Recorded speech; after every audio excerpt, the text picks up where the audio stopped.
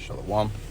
Kohalayim La Yahweh, Ba'asham, Yahweh Shai, Bahasham, Rakakodash. All praises be to the Heavenly Father, whose name is Yahweh, in the name of his only begotten Son, Yahweh Shai, who the world calls Jesus. Double honors to the apostles and elders, a great millstone, who are my spiritual fathers, and who taught me the truth. Peace and salutations to the elect of Israel. It's Tawab Paryah from the Providence, Rhode Island camp. Lord willing, this lesson's edifying. Straight to the point. Just going into a lesson concerning the pride of this world and the reward for pride. Okay, so starting here in 2nd Ezra, the 8th chapter and the 50th verse, it says, "For many great miseries shall be done to them that in the latter time shall dwell in the world, because they have walked in great pride." All right, and pride is actually something that's popular in America. Right, if an American goes overseas, right away there's this notion that is put on that individual that they're proud, that they're prideful. Okay, and we are in them times where it's the latter days, right? We are clearly seeing signs that are letting us know that Yahweh Shai, who the world calls Jesus, is coming to deliver his people as well as kill a lot of people. Right? You could read Isaiah 63 to prove that he's coming to kill some people, and you can read Matthew 24 to prove that he's going to deliver some people. But I want to read 2 Timothy 3:1. It says, "This know also that in the last days perilous times shall come." Perilous times shall come. It says, "For men shall be lovers of their own selves, covetous, boasters, proud, blasphemers, disobedient to parents, unthankful, unholy, without natural affection, truce breakers, false accusers, incontinent, fierce, despisers of those that are good, traitors, heady, high-minded, lovers of pleasures more than lovers of the Most High."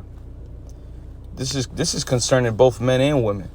Okay, it says, "Having a form of godliness, but denying the power thereof, from such turn away." So we're told to stay away from these type of people, because essentially, as the saying goes, birds of a feather flock together.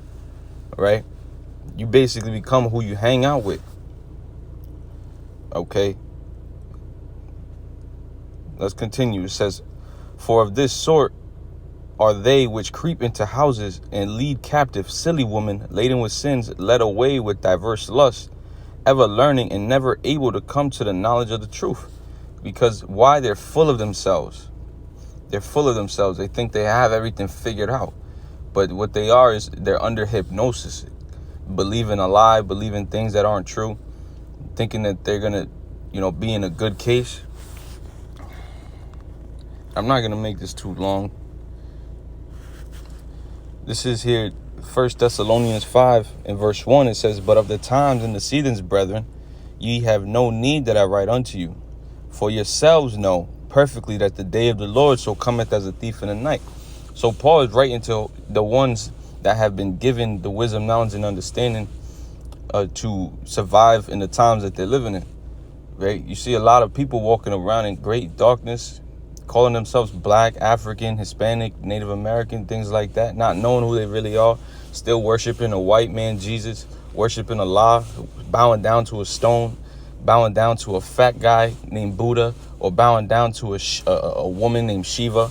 All of these things is polluting the entire earth, which translates to idol worship. Okay, idol worship is at an all-time high. Every single day you wake up. Yesterday, it was at an all-time high.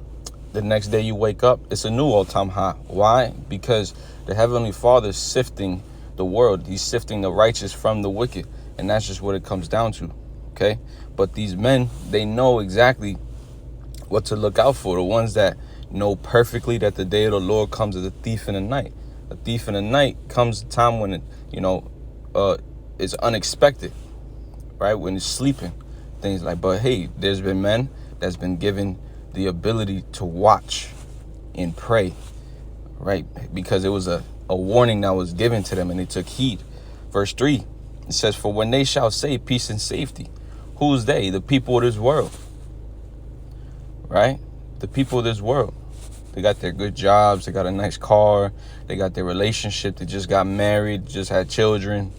Okay. These things, they believe it's going to just continuously go on and on forever. But there's war brewing up right now. There's pestilence taking place. There's wildfires throughout the earth. There's earthquakes in diverse places. There's famine, right? But let's see. We'll see what happens after they say peace and safety. It says, then sudden destruction cometh upon them as travail upon a woman with child, and they shall not escape. See how when a woman has given birth to a child, she's in great pain. And she can't put the child back into her womb and start all over. And no, she has to endure through that pain, man. She has to go through that suffering. Okay? And that's exactly what's going to happen to the world. And yeah, the righteous shall scarcely be saved. Let me grab that. I'm gonna close it off here. It says first, and times are gonna get so bad, man. Times are gonna get so bad, man. And then you got the prophets on the streets letting you people know that there's a great tribulation getting ready to take place. But hey, like I had mentioned, the Lord, He's given some people the spirit to hearken and some people to forbear. Okay, so 1 Peter chapter 4, verse 17, it says, for the time has come that judgment must begin at the house of the Most High, which is talking about the Israelites, the so-called Negroes and the so-called Native Americans, as well as the speckled birds, right? The scattered Israelites that, look like the nations or looks like the heathen. It says, and if it first begin at us, what shall the end be of them that obey not the gospel of Yahweh Shem Shai, man? These people, a lot of people take what's going on right now as something light. When they see men on the corners and reading the Bible and talking about prophecy, because not every person that's on the corners of these streets are talking about prophecy. They're not talking about it because they don't have the testimony of Yahweh Shai within them. But if it says what? If the judgment is supposed to start with the Israelites, then what is the end of them that obey not the gospel? Okay, verse 18, if the righteous scarcely be saved, where shall the ungodly and the sinner appear? And it's going to be bad for them, man. It's going to be bad because they're not going to have that hedge of protection that the elect are going to have. All right, but I'm going to just end it there. Lord willing, this lesson was edifying. Shalom.